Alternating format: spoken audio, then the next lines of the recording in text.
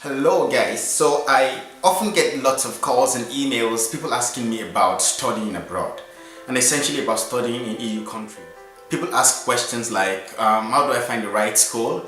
How do I know the right course? And what are the cost implications? And all kinds of questions. And well, I completed a master's degree in Germany and I also did a couple of professional programs in European countries. I've also advised a lot of students in the light of the same on how to find the right schools and these things. So this video is going to work well for most non-EU students who are looking to have a master's degree or PhD or whatever professional program you want to do in European countries. Now this is very important because there are lots of universities in EU countries that are actually tuition free. But the more important question is, why do you need to study abroad? I mean, there are lots of schools around you in your country and you can as well just go to one of them and just get your degree. Many people think that it is much better because it's abroad and then it's a status upgrade, but it's always not like that. Truth of the matter is that greatness is not in places, greatness is in people. So you must be able to answer that question, that why exactly do I need to study abroad? But if you're sure and convinced that you know exactly what you want to do, then let's go. There are essentially 4 steps in this process. The first point is to be able to find the right school for the kind of course that you want to study.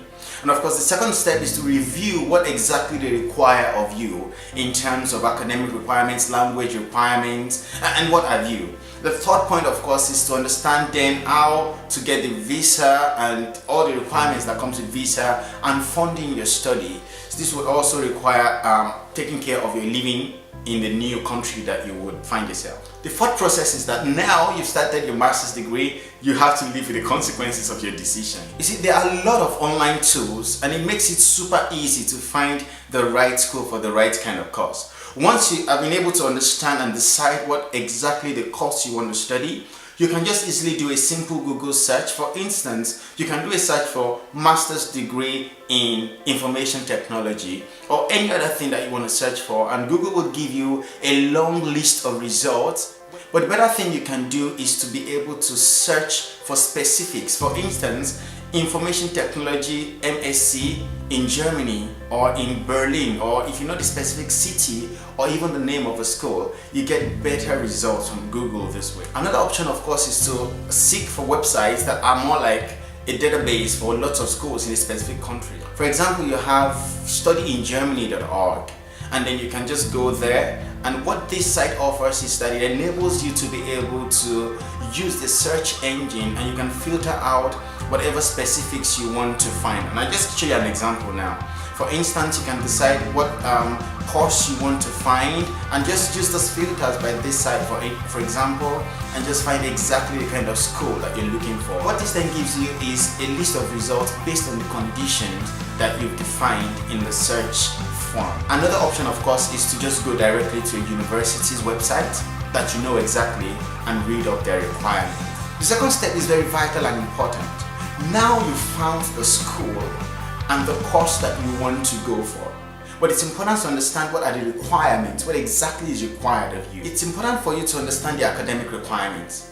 In Europe, essentially, most of the universities will require that you get about 65 to 75% at least of your academic grade. You also need to understand the language requirements. Most of the EU countries have their specific languages, so you need to be sure that your course is offered in a language that you speak, essentially English language. And of course, there are lots of international programs that offer courses that are studied in English language. Perhaps the biggest challenge for most people is the visa requirements. The embassies of the country you're going to study would require that you're able to prove that you can take care of yourself for at least the first year of your study. For instance, in Germany, the embassy would require that you can show a proof of 8,000 euros blocked in a German account. But you can also prove this in other ways. For instance, if you have someone that's already working in the country where you're going to school, the person can stand in as a guarantor for you. Or if you have a scholarship, that's super easy for you. Perhaps one big advantage that EU countries provide for many students is the ability to work alongside your studies. And this eases some stress because when you work, you make money and you can take care of your living expenses. So you need to also know if it is allowed by your school or by your faculty that you are able to work alongside study. In Germany, this is generally allowed, except for maybe courses like medicine and the likes. But generally, you are allowed to work. And of course, there are other considerations and things that cannot be covered by this video. I hope to make another video to cover sponsorships and funding of your study abroad. But if you have questions, you can just get to me personally or go to my website at www.kehindefawumi.com. There are other blogs that I've written also about the same topic, and I think they'll be very much helpful. And you can find also related inspirational videos. So just write me your questions, whatever thing you want to know, and then I will try as much as possible to answer them. Thank you very much, and all the best with your search for study abroad. Bye.